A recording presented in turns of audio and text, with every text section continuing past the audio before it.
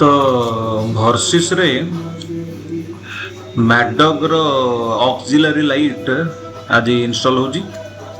एटा हला मैडॉग रो alpha model आरो दाम हला 9750। तापरे आमे स्विच प्रो लगेजे ए लाइट रे तारो दाम हला 1499 1500 धरंतो।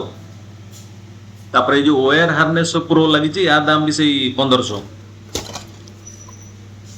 तापरे जो क्लैंप रो ये जो लाइट माउंटेड कहते 1199 1200 टका दाम। तो ये हला मैडॉग रो अल्फा लाइट। एटा मोर जो क्रैश गार्ड वर्सिस रे लागि छि जानर तारी ऊपर ही मो माउंट करिछि झुलेला भले माउंट करिछि। मो सबले बाइक रे ऑक्सिलरी लाइट एमती झुलेला भले ही माउंट करे सेटा मो स्टाइल। होंडा हाइनेस रे भी देखथिए मोर से भले स्टाइल ले ही मो माउंट करिछि। एटा को प्लग एंड प्ले बैटरी रे डायरेक्ट ये करा हिछि कनेक्ट करा हिछि।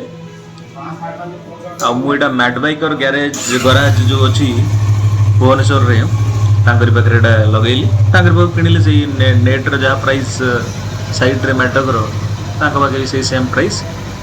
तो लाइट रो इल्यूमिनेशन बहुत जबरदस्त अछि। अब तार गुडा जो वायर हार्नेस सब झुलिक अछि से ताको पुणी साइज करी भितरे सेटिंग करियो। अब खाली टेस्ट करूची जे ठीक जळुची कि नै। बैटरी रे गुडा सब डायरेक्ट लगा हिची प्लग एंड प्ले कोनसी वायर कटा हिनी। आ से ना फाइनल टच दउची। तापरे सब जिनस ये करा सरलाणी पैनल भितर हाइड करा है गलानी तार गुडा को ताको सब जिप टायर सब बंद है कि फिनिशिंग दिया है। आ लाइट तार थ्रो राति रे केमती रहूची तार वीडियो मो सब्सिक्वेंटली छाड़ीबी। आ होंडा हाइनेस रो लाइट जो लगे थी तापर वीडियो गोटे अच्छी मोर मु देखा एंड स्क्रीन ने पकईदेवी।